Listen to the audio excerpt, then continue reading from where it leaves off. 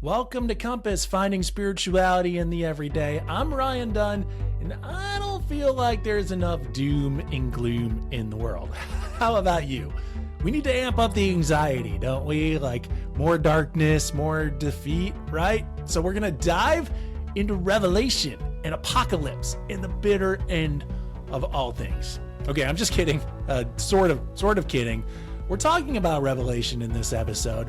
That's the final book of the Bible. It's often pointed towards as a blueprint for the end of the world, but we're going to see a bit different side of Revelation in this episode. Not a side that's about doom and gloom in the end, but one that is about a new creation and hope and justice. Our guide for this romp through Revelation is Matthew Ian Fleming. Matthew has given us the book, The End is the Beginning, Revelation, Hope, and the Love that Lit the Stars. Matthew launched and leads Church Anew, which creates fresh content and vibrant gatherings for the church that is becoming. He is a pastor in the Evangelical Lutheran Church in America and is based in Minneapolis, and possibly like you, grew up hearing warnings about being left behind, or that the Antichrist walked among us, or that any day Jesus could return with a big sword and start chopping people. So if that sounds like you, or you're just curious about things like the rapture, the end times, and the second coming, this episode is for you. Now, speaking of the end of things, 2024 is coming to a close as this episode comes out. This episode will be our last one of the year, as we'll take a short break for the holidays. So our next Compass episode will be out to you January 8th of 2025. Looking forward to sharing some New Year's hope with you. But back to the present, let's meet Matthew Ian Fleming here on Compass. Pastor Matthew, you and I share, it seems like a bit of a theological heritage in that I also spent a lot of time riding around in church vans, arguing about radio stations and listening to Caleb and the like. So just out of curiosity, bands like Newsboys, Delirious, Auto Adrenaline, Third Day, those bands from the early aughts, like what CCM band from that generation are you still likely to rock today? Oh man. So I just had this conversation with somebody who was like, who came up to me at church and they had read a chunk of my book and he was like, you made me remember Five Iron Frenzy. And I listened to it this weekend. Five Iron Frenzy was so much fun. I would go back to Reliant K actually. That was my jam as a youth. And I still listen to a decent amount of contemporary Christian music. We do some at church too. And so I listen to newer stuff as well, like, oh goodness, now I can't remember the name of the group. It's a collective. Well, anyway, you can edit that out. But Rend Collective. I don't know. That's the only collective. Yeah, not that one. I like some of Rend Collective stuff too, but Reliant K, I would say Reliant K is really the band that I'll still go back to and listen to every now and again, mostly out of nostalgia. I think it just it does something to me. So speaks to a time and place in your life. And exactly. Yeah. Well, our conversation is really geared around thoughts about the end times and Revelation. And so this is how I'm going to execute my pro transition here. Do you have a favorite Rapture or Revelation song? Oh man. I love that. I think, so I mentioned in the book, Peace on Earth by U2, and it's not exactly like an end time song, but I just love the feel of it. I used to perform with a band that toured over the state of Minnesota when I was in college, and we sang that during Christmas time, and it just has this haunting hunger for God's presence that will make things better. And I think that really gets at the core. So probably not about the rapture or about the end times, but I think it really gets us into how I read Revelation, which is a group of people who are hungry for God to intervene in the moments of history, and that apocalyptic literature can function as a way to give people hope when they don't have it. You know, it seems maybe this is just kind of my rose-colored hermeneutic that I bring to music in general, but it seems like is a lot of music expressing that kind of hope or intent, or even a recognition like the world isn't as it should be. We're longing for it to be as it could be, right? Yeah, I think there's music in all sorts of traditions that do exactly that. Contemporary Christian for sure. There's some of that, but also I think pop music will often have a deeply theological hunger. So one of my ponderings as a worship planner even is to see how secular and sacred those lines can be blurred, because often music that we hear off of the K-Love tracks really resonates with a deep longing for a different way, a better way. Well, I hope we can keep this conversation a little bit light given the topic at hand. So we'll just jump in with this question. What is the Bible? What is the Bible? Yeah. I mean, I think that's exactly right. So the book that I wrote is a book about Revelation first, but the way that I read the Bible is distinct than the way that I was taught. I was taught that the Bible was written by God with a really, really, really, really, really long pencil, and that it goes directly into our ears, and there's nothing in between. And it just so happens that there's all sorts of things. There's years in between. There's context. There's cultures. There's translation. So I've grown to really love the interpretive methodologies that are available to us. They've been a gift to me in my own faith life. So I introduce my own definition of Scripture because I just think it's helpful for people to know where I'm coming from. And it's that the Bible is our witness to the living voice of God, that it's a witness to God speaking in our midst. And what I love about this definition and just kind of settling into it and playing with it is that the Bible speaks from multiple vantage points, from different voices, different perspectives, different times, different cultures. And each of the books of the Bible, and even different sections within each book, might speak from a different vantage point. And allowing each of those voices to speak leaves us with a chorus. Rather than just one single tome. It leaves us with a chorus or a library of different voices that might speak in different ways and at different times. And each can be a gift and a challenge, a wrestling match or a struggle or an invitation. So that's a little bit about how I enter the Bible. Yeah, and that's important to set up because we are going to talk quite a bit about Revelation. And Revelation is a book that in the Christian world, we sometimes have a hard time marking in time. So there's a school of thought that says, well, Revelation speaks to events of the Roman Empire centuries ago. And then there's another school of thought that says, well, Revelation is this prediction of events which have yet to occur. You are able to expound a little bit on Revelation being something that is relevant to the here and now. Can you talk a little bit about why Revelation is so relevant to our modern context?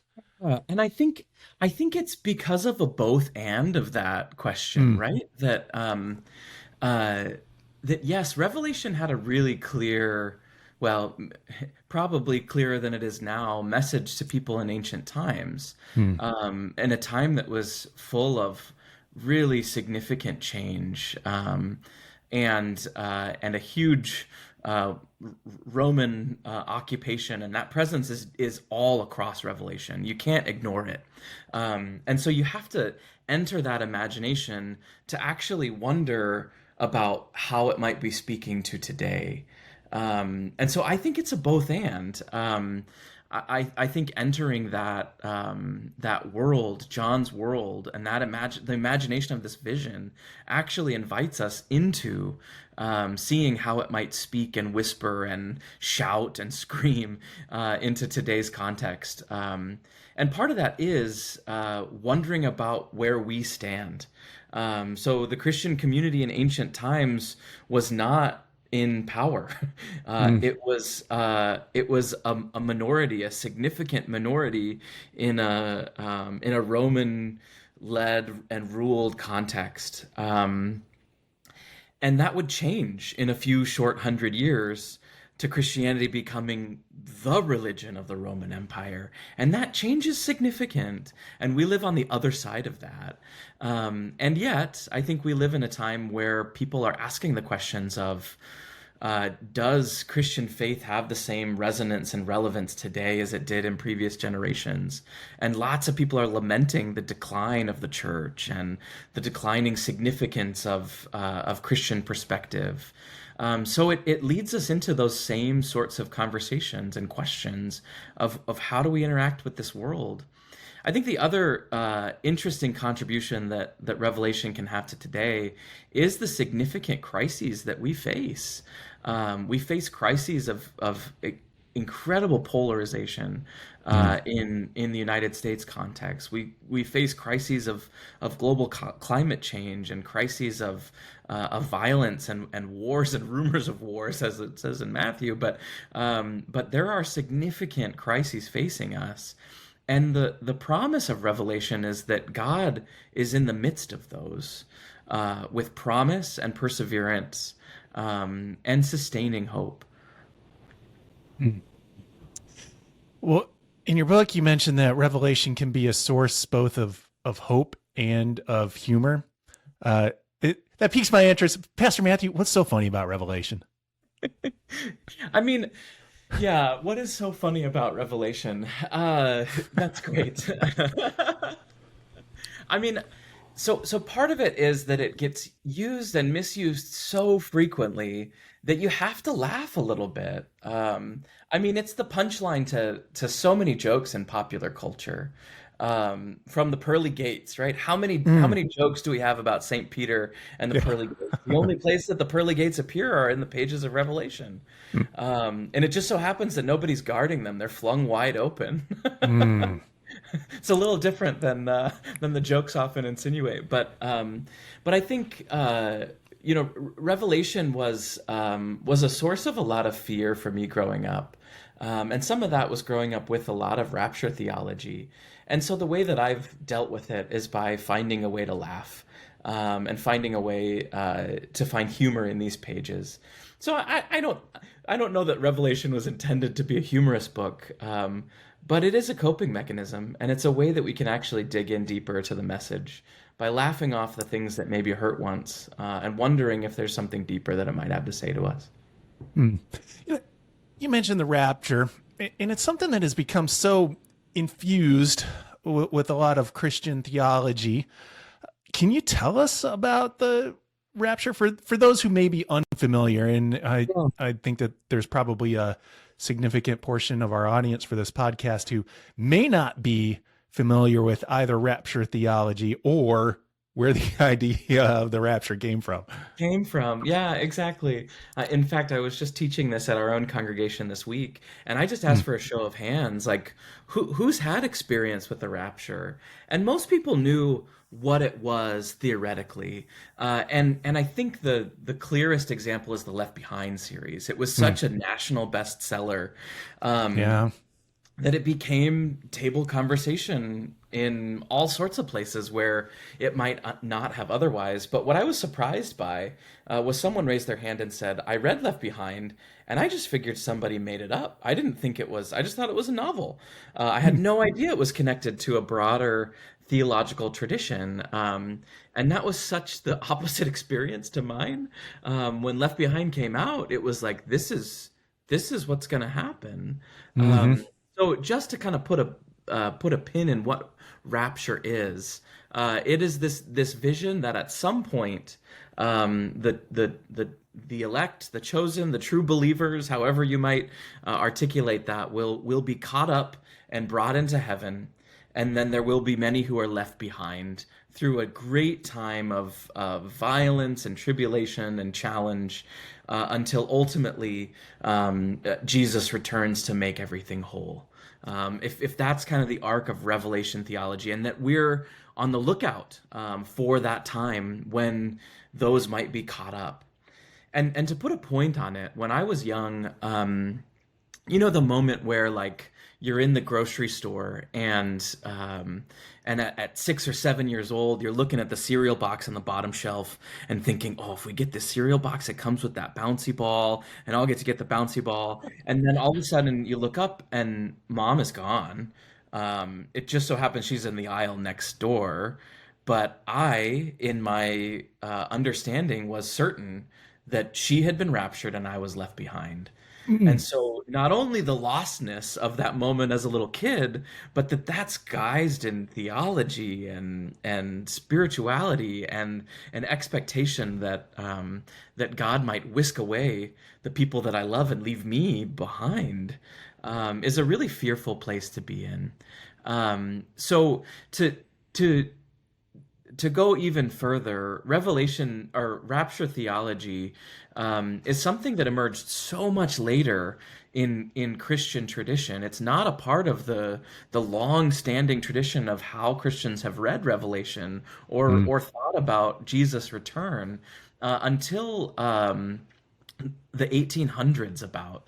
And it started in the British Isles and then caught fire among the revivals here in the United States, and then grew and grew kind of into the 1970s and beyond, among some significant changes and shifts in political structures and all of the changes that were going on in the 1960s counterculture, and then the 2000 Y2K and the 2001 terrorist attacks really kind of amplified this message of these are the end times, and we're in the midst of it. And so it gave a way of looking at and making sense of the strange things in our world, but using the Bible in ways that really don't let the text speak for themselves. And so rapture theology provides an angle to look at these texts, but the word rapture occurs only once in 2 Thessalonians. It uses a passage where Jesus gets apocalyptic in Matthew 24, and then uses Revelation to kind of tell a story that really doesn't hold up when you look at the texts, at least as my reading has shown me. Well, what made you decide to dive so deeply into Revelation and Rapture and end times theology now? Yeah. I mean, I think one side of that answer is that Revelation has stuck with me. I had always been curious about it as a kid, and again, growing up with a tradition like this, it was a focal point of mine. It kind of became this haunting fear in the back of my mind all the time. And so I've always had a curiosity about it. And when I taught it to our church, I found that a lot of people are curious about it. People would show up for a Bible study on Revelation when they wouldn't show up for any other Bible study. You know, I have 10 or 15 people at Bible study. Oh, but we're going to talk about Revelation. Oh man, do they turn Now out. it's 30. Yeah. So that was one. But I think it's really important work to give people the tools to understand what this book says. You know, Martin Luther, who is, a reformer and part of the tradition that I serve now as a Lutheran pastor, was pretty reluctant to give Revelation to people. He said, don't go there. It won't do you any good. It'll lead you down rabbit holes that aren't going to help your faith. And there's some truth to that. John Calvin, one of the other reformers, wrote a commentary on every book of Scripture except Revelation, just negating its importance in some way. And I think that in times like these, when Revelation gets turned into memes on Facebook, when Revelation gets to be a punchline of a TikTok or meme elsewhere, it's really important that we give people tools to understand what's actually in the book, and to at least have a framework of understanding the broader impact. So the word I've been using as I teach it is that I don't want to teach you every single verse and get you lost in the weeds. I want you to step back and see the overall arc of this book and be able to speak with confidence about what it means, so that when you bump into somebody who might mislead you, you can say, no, I know a bit about that book, and I'm comfortable with where I am. It can be a really misleading book in the wrong hands. It can be used, all of these strange images can be used to lead people down some really dangerous corners. And I really want to equip people to know what's in it so that they might not be misled. In recognizing that fear of revelation and how people might interpret it on their own, somebody is going to hear this podcast and they're going to dive in and they're going to be like, okay, so I'm not familiar with the book. I'm going to dive in, and within a couple chapters be like, I have no idea what is happening here. Is there kind of a overarching hermeneutic or lens that you can supply for us with which we might bring to our reading that might lend to some understanding, especially towards our modern day context? Yeah. I think so. The one that I introduce in the book is Psalm 139, which is, we have these anchors in our tradition, these kind of core pieces. At least in my tradition, it was memorizing scripture, that are just a key component of who we are. And John 3:16, of course, is one of the favorites. Another one that I just taught recently is Psalm 46. God is our refuge and strength, a very present help in trouble. And Romans 8, that there is nothing that can separate us from the love of God in Christ Jesus.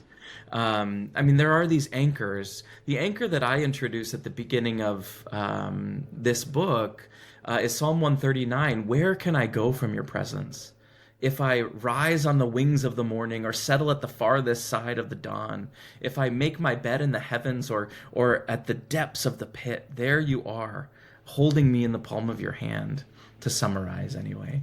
And I think that as a hermeneutic really helps people trudge through Revelation. That God is there in the midst of unbelievable violence, in the midst of really scary things. The other thing that I'll add is that actually reading the end of Revelation can provide a way to see where all of this is going. There are three images of what God hopes for creation at the end of Revelation. And it's a new heaven and a new earth, not as in wiping away and building something new, but actually tending this chaos and turning it into something beautiful. And then the second, a new city, a new Jerusalem. And it's this massive city that's bigger than any city today, or even in ancient times, big enough for everybody to have a room. And then finally, of this new garden of the tree of life, a new Eden, where God provides for the healing of the nations. And if you read that section first, I actually think it'll give you the conviction to read through the whole book and know that that's the promise. That's the promise of God to sustain and to be present in the most trying times. So what do we do with the rest of it then? Are these writings about false prophets and stinging locusts? Are these predictions of things which are to come, or observances of realities that are? What are you making of that? Yeah, the tool that I introduce is like it takes some reframing and rearranging of some mental furniture if you've been taught that Revelation is really a blueprint for the end of the world. I don't read Revelation that way anymore. I don't read it as a prediction that we need to somehow unlock and compare all of these strange numbers and notes. Some of those numbers are really easy to interpret. The number 7, for example, which means God's wholeness and complete hemming in of everything that is. 7 days to creation and all of the like. But some of the numbers are confusing, and they remain confusing, and scholars conjecture and guess, but they're conjectures and guesses. So So what I do with all of the stuff in the middle is really connect it back to the context in which it came, which is speaking about the unbelievable violence of the Roman Empire and wondering about God's presence in the midst of unbelievable violence of empires of today. And again, then that begs the question of which side of the coin are we on? Revelation draws a line that Christians are to be subversion and challenge to that empirical might and stand apart from it, and that God tends Christians in the midst of that. But at times in our history, Christians have been empire. And are we standing in that moment, or are we standing amidst those who are being trampled by its feet? How has this new or evolved understanding of Revelation impacted how you live out your faith in today's context?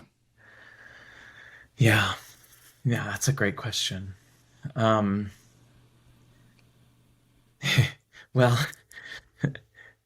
hold on. Maybe we pause here and you can reframe the question. But how honest do you want me to be here, Ryan? I mean, we're post-election, and I don't want to get you in places you don't want to go. But yeah, I mean, what I might say is that we are called in this moment to speak on behalf of those who are on the margins, and to recognize if we have power and where we have power, and to use that power for the sake of our neighbors. Something like that. Does that feel fair enough? Yeah. Maybe even mentioning the election context, whichever side of the coin you might be on. I don't know. Yeah. No, you can go there. All right. That sounds good. Maybe just set the question one more time. Yes.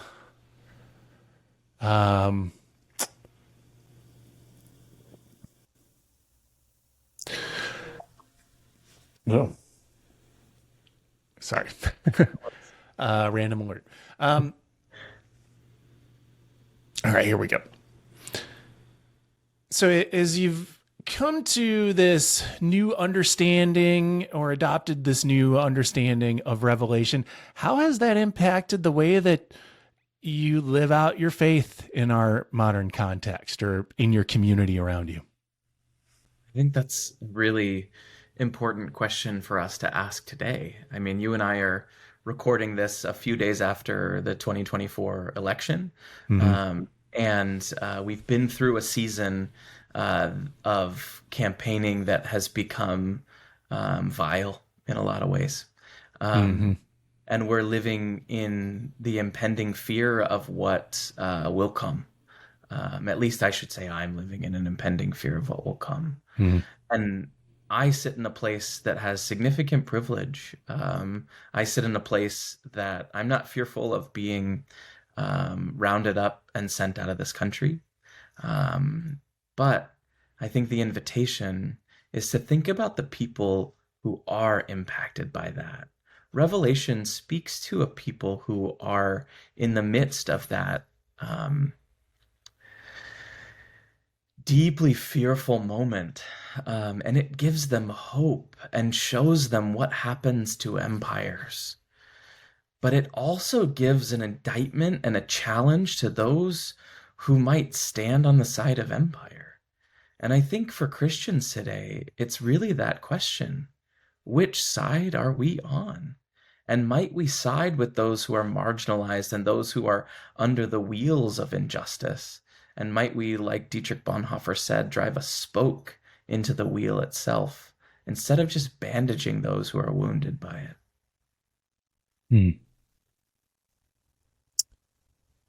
So how does the reading of this book, and by the book I mean Revelation, supply you with hope for the context in which we're in, where, just recognizing the reality that we are polarized. People are a little uneasy around each other. A significant portion of our population is fearful of what is to come. How are we reading hope out of that?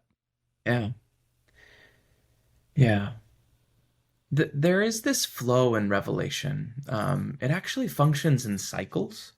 Um, so each time it dives into this kind of painful vision of violence and terror and fear. It then moves back up into a chorus of music and song and worship.